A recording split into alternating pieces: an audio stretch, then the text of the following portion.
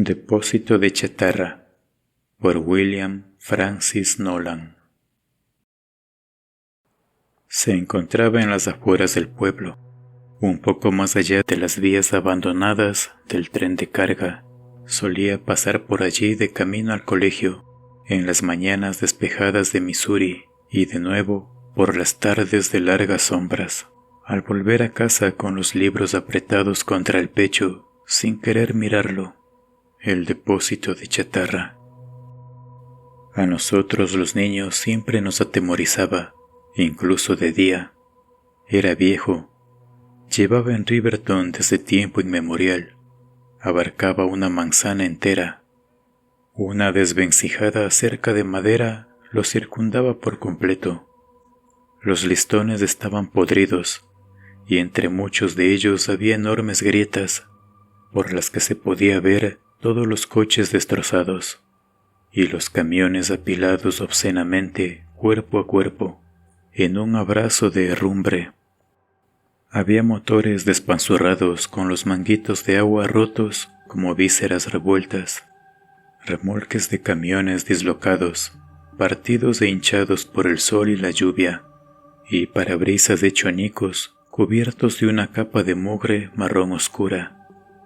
Son los sesos de las personas que se estrellaron la cabeza contra el cristal, decía Billy Joy Gibson. A nadie le cabía la menor duda de que decía la verdad. El ancho portón de metal negro que había al frente estaba cerrado con candado casi siempre, pero a veces, por las noches, siempre por las noches, solía abrirse con un chirrido, como si de una enorme boca de hierro se tratara, y el anciano señor Latin entraba a su destartalado remolque, con el tubo de escape humeante, sin guardabarros delantero y el capó abollado, arrastrando el cadáver de un coche, cual un insecto metálico aplastado. Nosotros, los niños, jamás supimos con exactitud de dónde sacaba los coches, aunque en la interestatal se producían muchos accidentes graves, sobre todo en otoño, cuando de los bosques de Riverton se levantaba la niebla y envolvía la autopista con un palpitante manto blanco como la tiza. Los forasteros que desconocían la zona avanzaban por la autopista a 130 por hora o más, para internarse a ciegas en el banco de niebla. Entonces podía oírse el violento chirrido de unos frenos y el bloqueo de las ruedas. Seguía el estallido del metal destrozado y los cristales rotos al chocar contra el riel metálico de seguridad. Y luego un prolongado silencio. Más tarde, a veces mucho más tarde, se oía el ulular fúnebre de la sirena del Chevy de Joey Thompson, el sheriff, rumbo al lugar del accidente. En fin, nosotros los niños nos imaginábamos que algunos de aquellos coches accidentados iban a parar al depósito de chatarra. Por las noches, al pasar por delante del depósito, de los metálicos cadáveres apilados, se veía elevarse un verdoso y enfermizo fulgor que provenía del enorme arco voltaico que el señor Latin siempre mantenía encendido. Al caer el sol, aquella enorme luz se encendía y hasta el amanecer no se apagaba. Cuando a la escuela de Riverton llegaba un nuevo niño, sabíamos que, con el tiempo, acabaría preguntando por el depósito de chatarra. ¿Habéis entrado alguna vez?, preguntaba el nuevo vecino. Nosotros le contestábamos que sí, que un montón de veces, pero era mentira. Ninguno de los niños que yo conocía había entrado nunca en ese depósito, y había una buena razón para ello. El señor Latin tenía allí dentro un enorme perro gris. No sé qué raza era, una especie de mastín.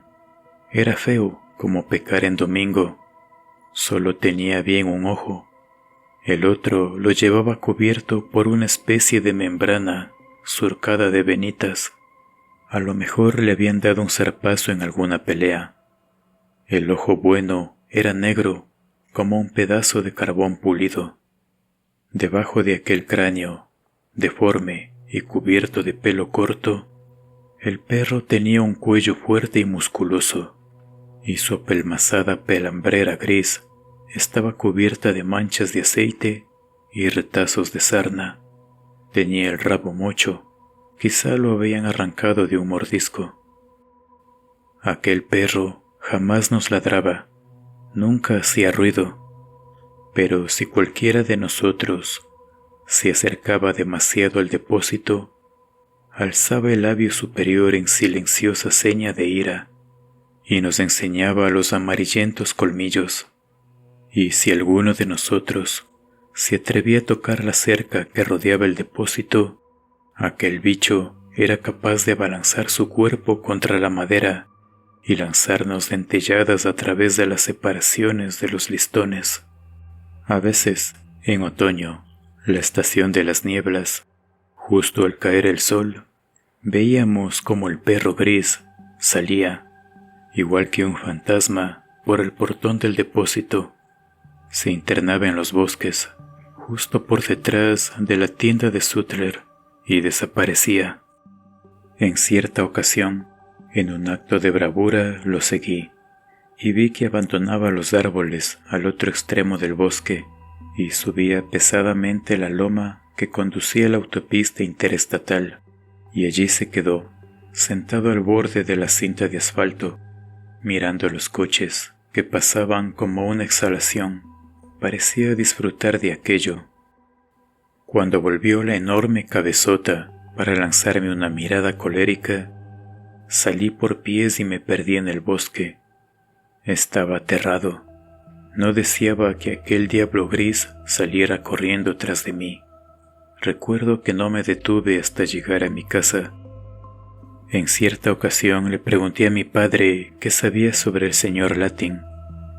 Repuso que no tenía información acerca de aquel hombre, solo que siempre había sido propietario del depósito, y del perro, y del remolque, y que siempre, incluso en verano, llevaba un largo abrigo negro, con el cuello gastado, vuelto hacia atrás, y que siempre usaba un enorme sombrero raído, con el ala como mordisqueada por las ratas, que dejaba en sombra su enjuto rostro, picado de viruelas, y sus brillantes ojos.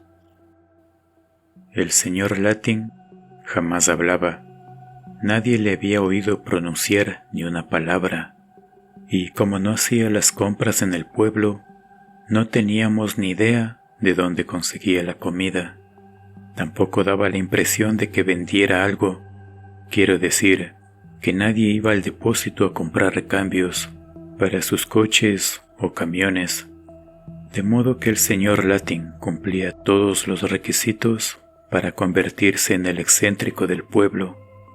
En todos los pueblos hay uno, inofensivo supongo, pero de todos modos dan miedo. Y así eran las cosas en Riverton, donde me crié. Siempre consideré que Riverton era un nombre cómico para un pueblo en el que no había ni un río en 100 kilómetros a la redonda.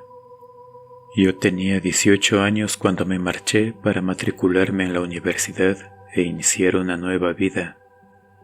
Me licencié en ingeniería, igual que mi padre, pero él nunca hizo nada con su título. A los 30 años contaba ya con mi propia empresa cuando regresé a enterrar a mi padre. Mamá se había divorciado de él 10 años antes, contrajo nuevas nupcias y residía en Cleveland. No quiso volver para el funeral. Mi única hermana se encontraba en California. No tenía dinero para el viaje y no éramos más hermanos, de manera que me tocó a mí. Era otoño y el entierro en el cementerio resultó lúgubre y deprimente.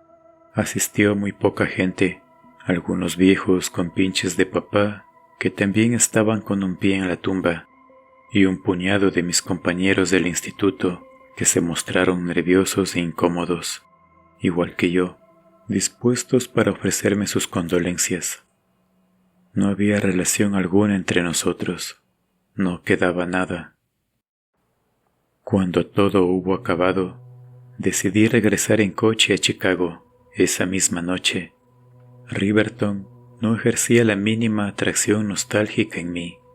Se trataba de enterrar a mi padre y largarme de allí. Ese había sido mi plan desde el principio. Al volver del cementerio, pasé por el depósito de chatarra. No vi a nadie dentro cuando pasé lentamente por delante en mi coche, dejando atrás el portón cerrado con candado, ni señales de vida o movimiento. Claro que habían transcurrido 12 largos años. El viejo Latin estaría muerto, sin duda, lo mismo que su perro. ¿Quién sería el propietario ahora? A mi juicio era un lugar de lo más espantoso. Un sinfín de oscuros recuerdos acudió en tropel a mi mente. Aquel depósito siempre había tenido algo indecente, algo malo, aspecto que no había cambiado. Un frío repentino en el aire me estremeció. Subí un punto más a la calefacción del coche y enfilé hacia la autopista interestatal. 10 minutos después, vi al perro. Se hallaba sentado junto al riel metálico de la autopista, sobre el arcén de grava, en el mismo sitio hasta el cual yo lo había seguido tantos años antes. A medida que mi coche se acercaba a él, el enorme animal gris levantó la cabeza y fijó su ojo de carbón en mí. El mismo perro, el mismo ojo ciego, abultado y blanquecino, en el lado derecho de su cráneo deforme, la misma pelambrera plagada de manchas de sarna, el mismo cuello musculoso y el mismo rabo mocho, el mismo perro o su fantasma. De pronto me interné en una vorágine de niebla opaca que oscureció la autopista. Iba a demasiada velocidad. Aquella aparición surgida de los bosques me había hecho perder la concentración. Pisé a fondo el pedal del freno. Las ruedas se bloquearon y perdieron agarre en el asfalto humedecido por la niebla. El coche empezó a derrapar hacia el riel de seguridad. Una banda de acero inflexible, blanca como la leche, apareció ante mí y me estrellé contra ella, de frente. Siguió el estallido de metal contra metal. Aparecieron en el parabrisas millares de finas estrías. El volante se me clavó con fuerza en el pecho. Un ruido de huesos al fracturarse, carne despedazada, sangre, dolor, negrura, silencio. Luego, un despertar. Otra vez la conciencia. Parpadeé en un intento de fijar la mirada. Tenía el rostro entumecido. No podía mover ni los brazos ni las piernas. El dolor habitaba en mi cuerpo, como un fuego ardiente. Entonces advertí que el coche estaba con las ruedas al aire y que el techo me envolvía como una mortaja metálica. Una oleada de terror me cubrió con su agitación. Estaba atrapado, encogido en el interior de aquella ruina volcada. Luché contra el miedo, diciéndome que las cosas habrían podido resultar peor, mucho peor. Hubiera podido salir despedido por el parabrisas, que se había cuarteado totalmente, pero seguía intacto, o incendiarse el coche, o haberme desnucado. Al menos había sobrevivido al accidente. Alguien me encontraría. Alguien. Entonces oí el ruido del remolque. Lo vi por el parabrisas a través de la telaraña de cristal cuarteado. Se acercaba a mí en la niebla. El mismo remolque que había visto de niño, sin guardabarros delantero, con el capó abollado y el parachoque sujeto con alambre. El rugido de su viejo y asmático motor me resultó horrendamente familiar. Se detuvo. Una portezuela se abrió con un chirrido y el conductor se bajó de la cabina. Se acercó a mi coche, se acuclilló y escudriñó en el interior. El señor Latin. Y me habló. Por primera vez oí su voz. Era como de metal oxidado, como de ultratumba. Parece que se ha estrellado usted. Al sonreír, exhibió una fila de dientes cariados. Sus ojos me miraban brillantes bajo el ala ancha del sombrero raído. No me resultó fácil contestarle. Estoy mal, malherido. Necesito un médico. Tenía la boca ensangrentada. Lancé un quejido. Las cuchillas afiladas del dolor me atravesaron todo el cuerpo. No hay ninguna prisa, me dijo. Cuidaremos de usted. Lanzó una seca risita. Descanse tranquilo. Déjelo todo en nuestras manos. Me sentía muy mareado. Para respirar tenía que hacer un gran esfuerzo. La vista se me nubló. Luché por permanecer consciente. Oí el ruido de cadenas al ser enganchadas. Sentí que el coche se elevaba. Una sensación de movimiento. El sonido acompasado de un motor. Una nueva oleada de dolor me sumió en la oscuridad. Desperté en el depósito de chatarra. Imposible, me dije.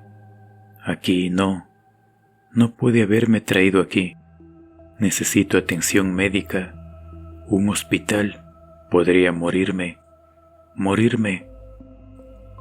La palabra me golpeó con la fuerza de un martillazo. Me estaba muriendo, y él, como si nada, no había movido un dedo por socorrerme. Seguía atrapado entre los hierros retorcidos del coche. ¿Dónde estaba la policía y los mecánicos con sopletes para liberarme? ¿Y la ambulancia? Entrecerré los párpados. El pálido fulgor verde del enorme arco voltaico que se alzaba en mitad del depósito lanzaba unas sombras retorcidas sobre las pilas de chatarra. Oí que cerraban el portón de golpe y que echaban el candado. Luego el ruido producido por las pesadas botas de Latin al avanzar por la crujiente grava y acercarse a mí. El coche seguía con las ruedas hacia arriba.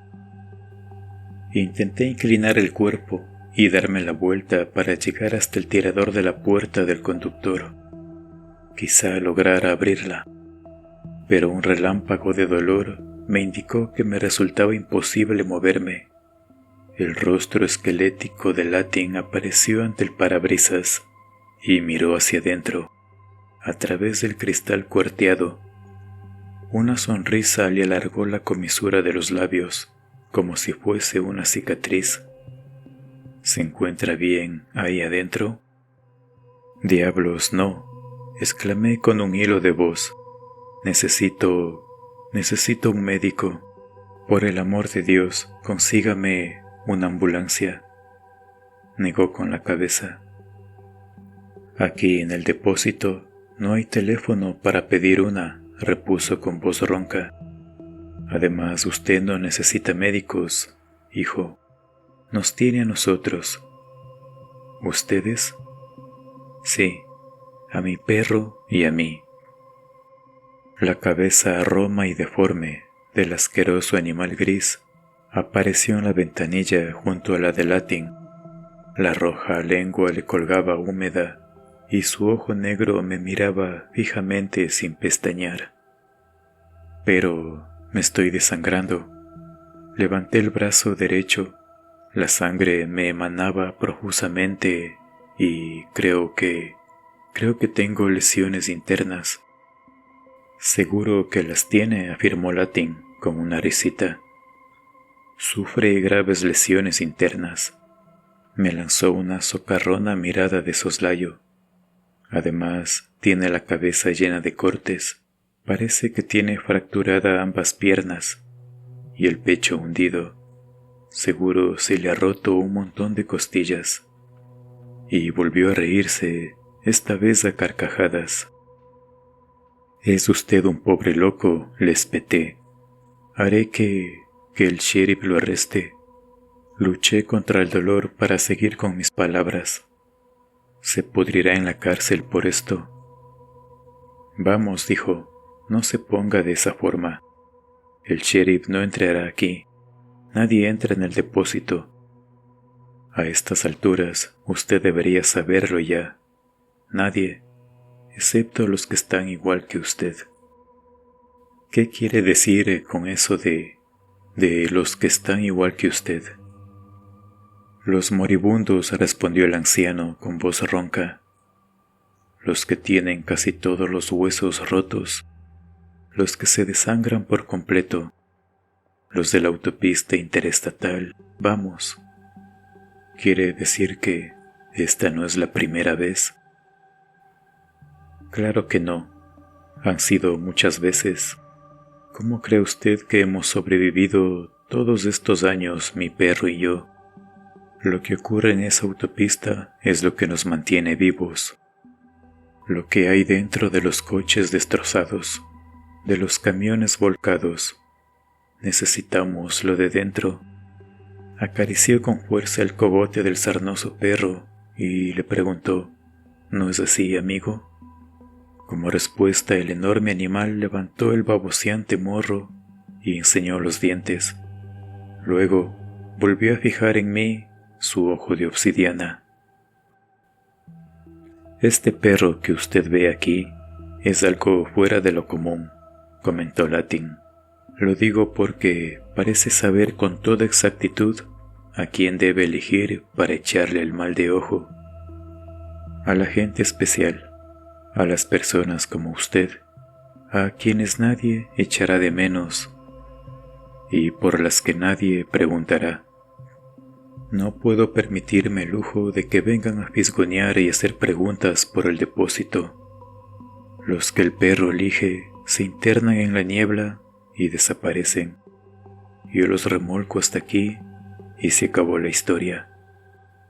Obnubilado a través de la bruma roja del dolor, recordé la fiera intensidad con la que aquel único ojo negro me había mirado cuando pasé junto al riel metálico de la autopista. Me hipnotizó e hizo que perdiese el control del coche y me estrellara contra el protector metálico. El mal de ojo.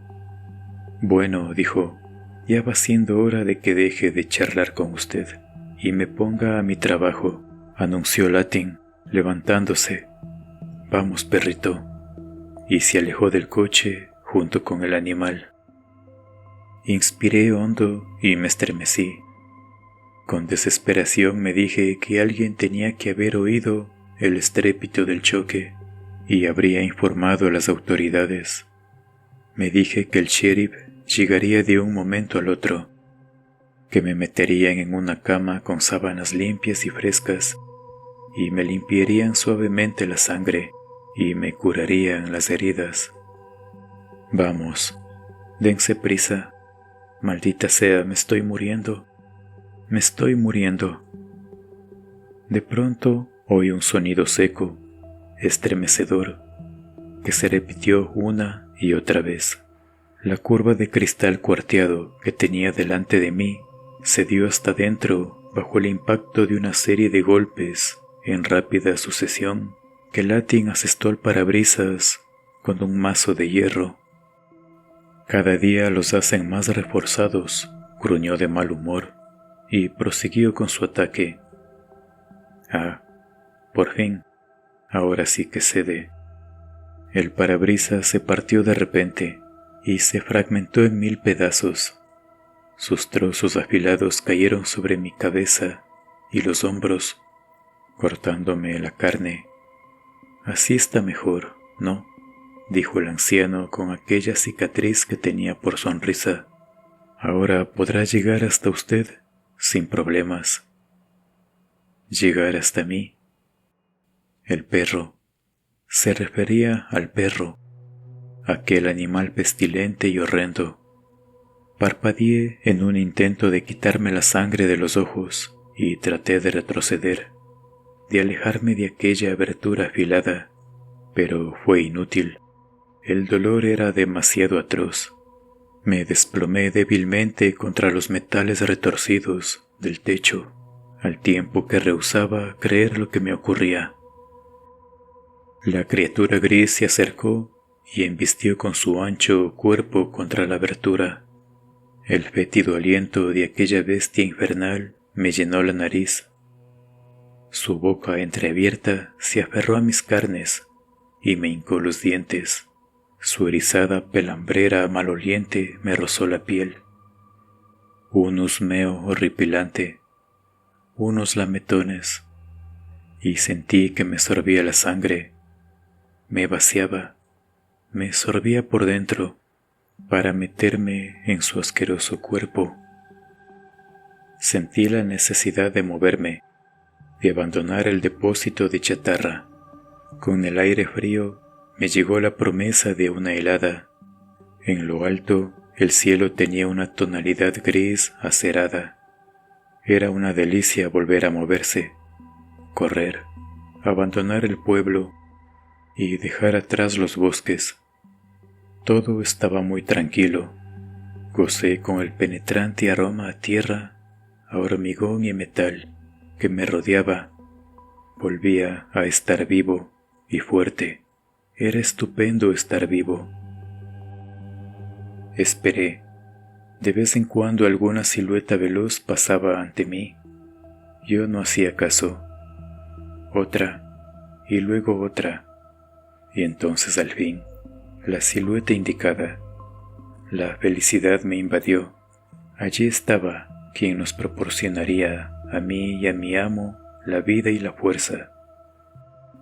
Alcé la cabeza. Entonces él me vio, el conductor del camión. Clavé mi ojo en él cuando pasó veloz ante mí, con aquel sonido metálico, y desapareció en la niebla. Me quedé allí, sentado, tranquilo, en espera del impacto.